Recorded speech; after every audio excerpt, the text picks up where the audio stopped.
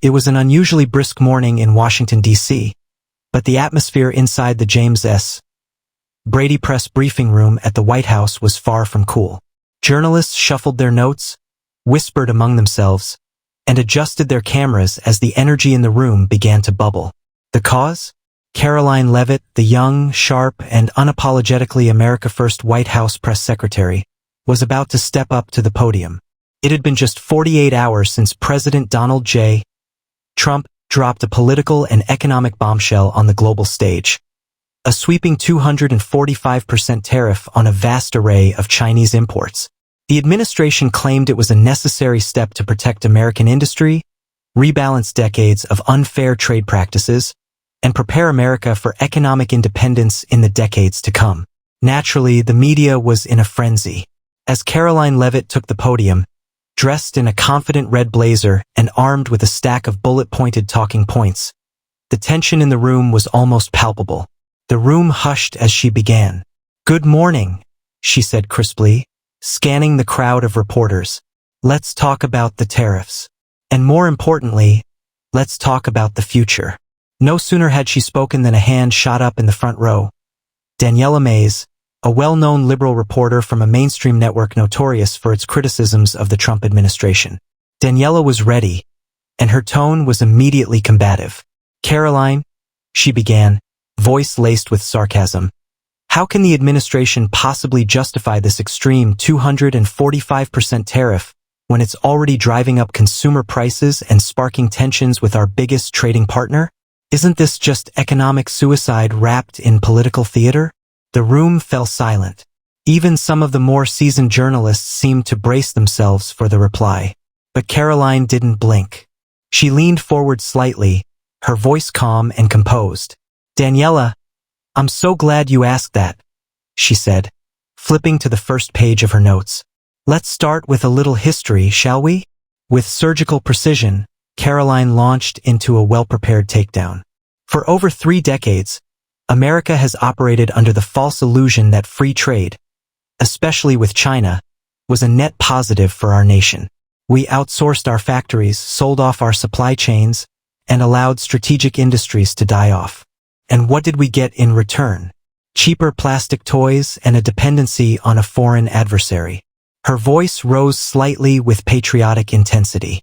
President Trump is doing what no other president had the spine to do: fight back. These tariffs are not a short-term political stunt. They are a long-term economic strategy to bring jobs, manufacturing, and independence back to American soil. Daniela tried to interrupt, but Karoline raised her hand calmly. "You mentioned higher prices. Let's talk about that. Yes, there may be some short-term cost adjustments. But what's the real cost of continuing to rely on a nation like China to produce our medicine, our technology, even our food additives?" She paused, allowing the weight of her words to settle.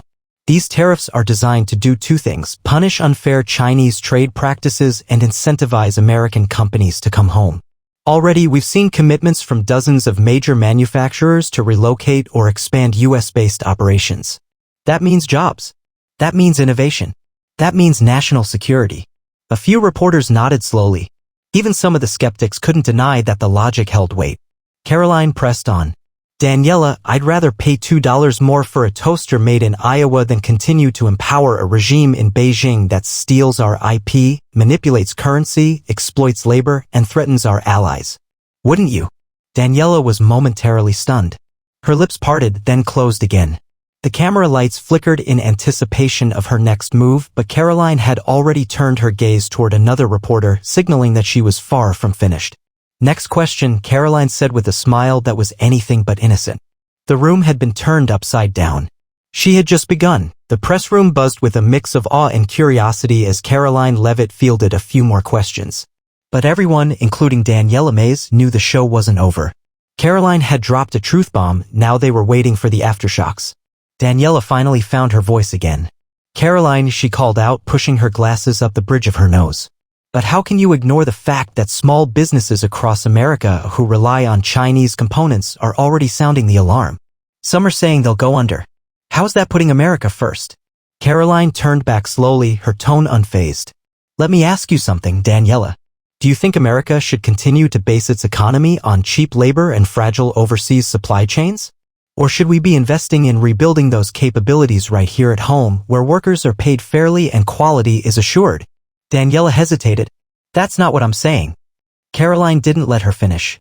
No, what you're saying is that temporary inconvenience for a few companies is more important than long-term national stability. That short-term pain is somehow worse than losing our entire pharmaceutical supply to a foreign adversary. That's not just misguided, it's dangerous. She walked away from the podium briefly, grabbing a printed chart from the side table and holding it up for the cameras. This is a map showing America's pharmaceutical manufacturing pre-2000, she said, pointing to a spread of dots across the United States. And this, she flipped to the next slide, is the same map in 2020. Notice anything? The second map was nearly empty. That's what free trade with China did. It decimated our ability to produce antibiotics, painkillers, and even basic medical supplies. In a pandemic, we were waiting for shipments from Wuhan. Think about that. Her words rang out like a drumbeat. What President Trump is doing with these tariffs is creating a strategic inflection point. We're not just protecting our economy, we're insulating our future. These tariffs send a clear signal. Build in America. Hire in America. Innovate in America. Reporters scribbled notes furiously. A few exchanged glances. Karoline could feel the tide shifting. Tariffs aren't the enemy, she continued. Dependency is. And if we're serious about competing with China, not just economically but ideologically, we need to stop funding their rise with our dollars. Daniela interjected. But won't China retaliate? Aren't we risking a global trade war? Karoline raised an eyebrow. You say that like it's a new concept. Daniela, China has been in a trade war with us for decades, we just weren't fighting back. They subsidize their industries, dump steel and tech products below market price, and manipulate their currency to gain artificial advantage. That's economic warfare. She paused to let that sink in, then delivered the punchline. This isn't the start of a trade war. It's the end of our surrender. A few gasps could be heard around the room. At this point, even media outlets that typically leaned left were starting to take note. The framing, the numbers, the confidence. It all told a story they hadn't anticipated. One where America wasn't retreating, but finally reasserting itself. Daniela sat down slowly, clearly feeling the heat but unwilling to concede defeat. And what about inflation? She asked, quieter this time. Isn't this going to hit Americans at the checkout line? Karoline nodded thoughtfully. Yes, prices may fluctuate, but this administration believes Americans are smart enough to understand the difference between cost and value. And the value of economic sovereignty, security, and pride in Made in America far outweighs a temporary rise in prices. She leaned in again, driving the point home. Freedom isn't free, Daniela, and neither is independence. The room sat in stunned silence. For a moment, even the reporters forgot they were supposed to challenge her.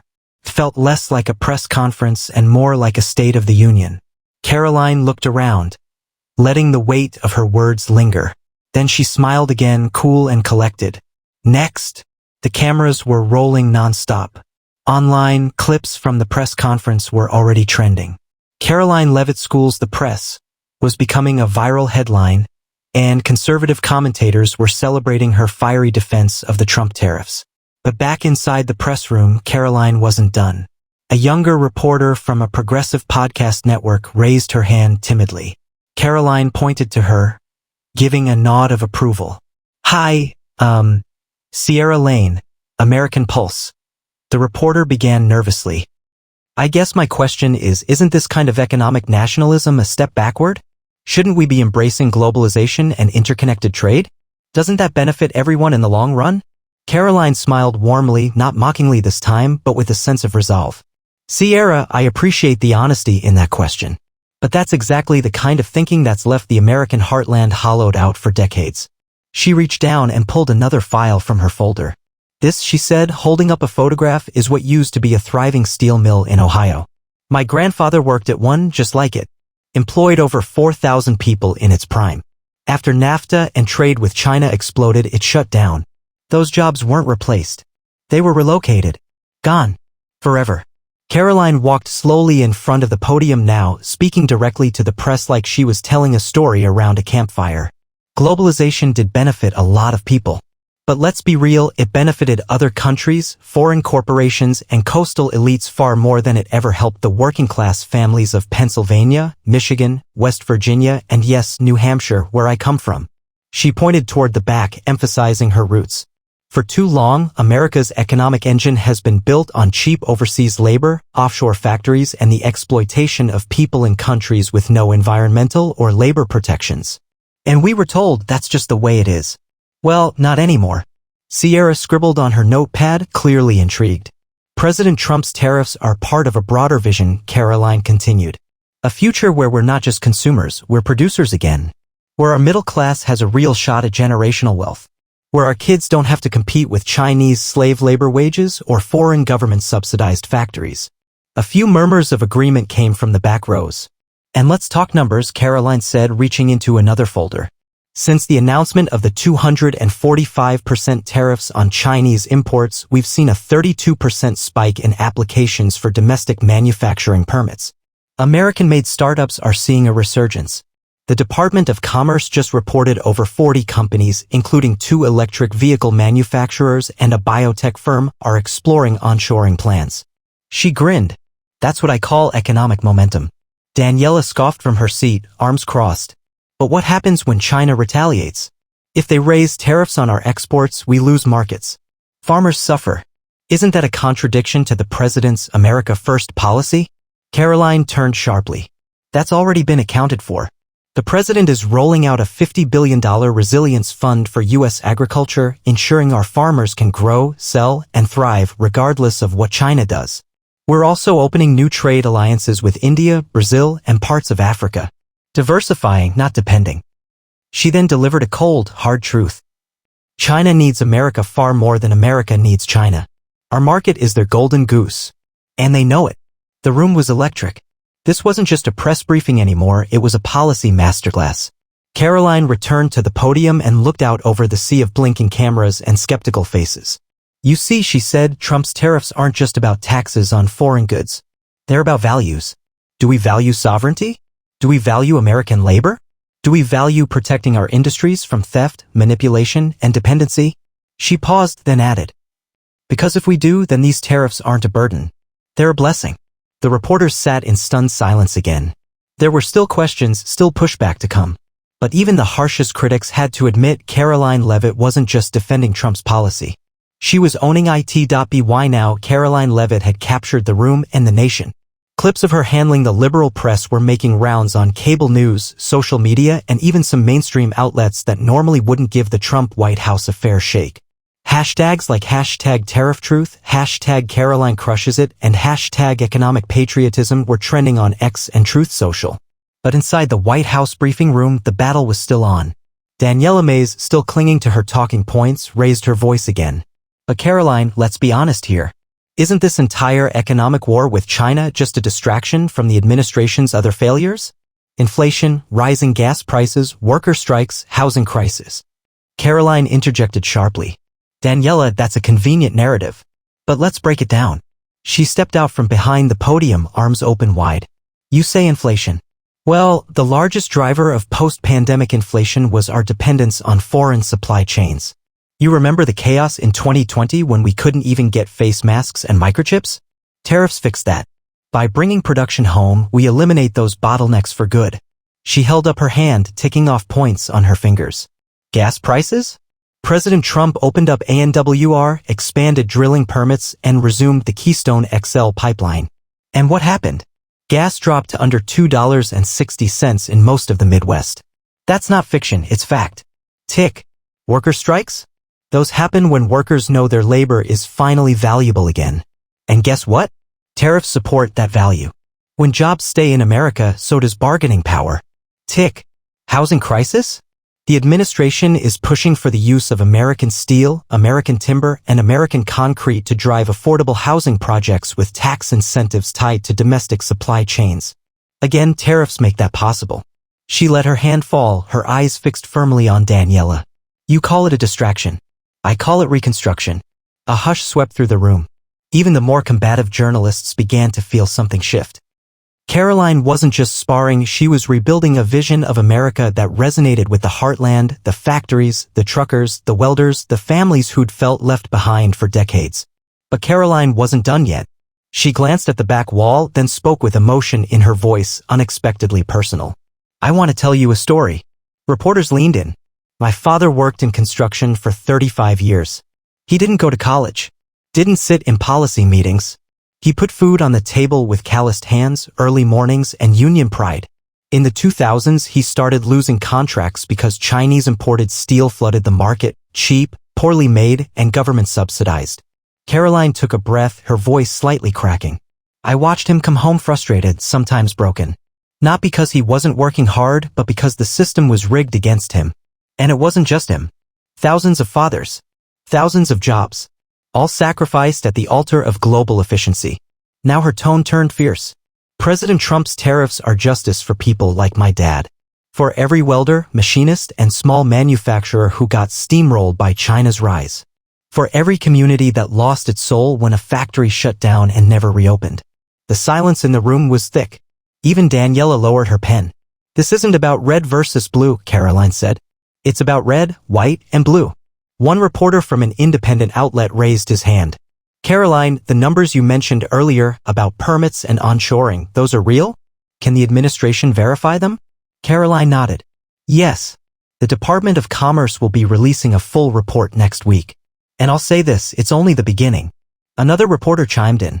"Are there specific industries the administration is targeting?" "Absolutely," Karoline replied. "Semiconductors, steel, pharmaceuticals, energy tech, and EV battery components. These are the future. And for the first time in decades, that future will be made in America." At that moment, the room no longer felt like a battleground. It felt like a campaign rally. Karoline walked back to the podium and gripped the sides tightly. "We're not isolating ourselves. We're elevating ourselves. We'll still trade. We'll still collaborate. But on our terms. From a position of strength, not submission." She looked out across the sea of faces, half of them adversarial, but all of them captivated. "This is America's comeback story," she said. "And the tariffs? They're just chapter 1. By the time Karoline Leavitt reached the final stretch of her press conference, it was no longer just another White House briefing, it was a turning point. The usual buzz of reporters rustling papers and whispering had vanished. Everyone sat still, watching her. Even some of the most skeptical journalists wore the look of people who had just witnessed something far bigger than political spin. Karoline leaned in toward the microphone one last time. "You know what the most powerful nation on earth should never do?" she asked, her voice low and firm. "Outsource its strength." The screens behind her flickered to life again, this time showing a series of stark comparisons. Slide 1, a graph showing the steady decline of U.S. manufacturing jobs from 2001, the year China joined the World Trade Organization, to 2020. Slide 2, Chinese GDP growth compared to the U.S., almost in lockstep with the U.S. trade deficit increase. Slide 3, footage of American towns, abandoned factories, boarded-up storefronts, families leaving their homes for better opportunities elsewhere. Slide 4, a newly built Tesla gigafactory breaking ground in Texas. A semiconductor plant in Arizona. A steel facility in Ohio with hiring now signs. "This is what we're changing," Karoline said, gesturing to the screen. "This is what the tariffs are already beginning to reverse." At this point, a bold voice came from the back of the room. "Karoline, how do you respond to critics saying this could start a global trade war?" Karoline didn't flinch. "I say they're a little late. That war has already been happening for 20 years. We just didn't fight back." She stepped forward, voice rising. "China has manipulated its currency. It's flooded global markets with subsidized goods. It's stolen American IP, hacked into our companies, and poisoned our supply chains with cheap, unregulated garbage. And we let it happen." Her eyes narrowed. "No more. We're not provoking a trade war. We're finally showing up to it." A few reporters scribbled notes rapidly. One from the Wall Street Dispatch whispered to a colleague this might go down as her signature moment. But Karoline wasn't finished. She shifted the tone to something more inspirational. "President Trump believes in something radical by today's standards. America First isn't just a slogan. It's a policy. One that builds factories here, not in Shanghai.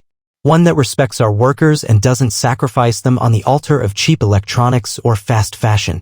One that prepares our children to inherit a strong, self-reliant nation, not one held hostage by Beijing. She glanced across the room. We're done apologizing for wanting America to win. A slow clap started somewhere near the back, an unspoken breach of press room etiquette. Then another. And another. Karoline raised her hand, signaling calm, though a smile crept onto her face. I know some of you won't report this the way it happened. You'll slice my quotes, mock the policy, spin it. That's fine. Because outside of this room, real America is watching.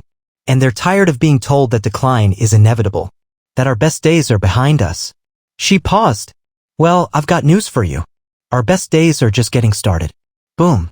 It was the kind of line that would echo across radio stations, political commentary shows, and Twitter feeds for weeks. Within hours, the White House uploaded the full video to its official channel. In under 24 hours, it had over 30 million views. Fox News ran with the headline, Karoline Leavitt torches the left with facts, tariffs are the future. Even CNN aired clips calling it one of the most forceful economic defenses from the Trump White House yet. Meanwhile, over at MSNBC, Daniela Mays went on a panel and tried to downplay the moment. But even she admitted, I may disagree with her politics, but Karoline Leavitt owned that podium. Overnight, Karoline had gone from a sharp-tongued press secretary to a national symbol of economic patriotism. Her passionate defense of the 245% Trump tariffs didn't just explain the policy, it galvanized support behind it. America, once again, was talking about manufacturing, self-reliance, and strength not as memories, but as missions. In the weeks that followed, Trump's approval numbers in battleground manufacturing states jumped by double digits. Companies announced plans to return operations to U.S. soil. Unions found common ground with conservative economists. And Karoline? She was hailed not just as the president's press secretary, but as the face of a new economic movement. One where the message was simple. We build. We buy American. We win.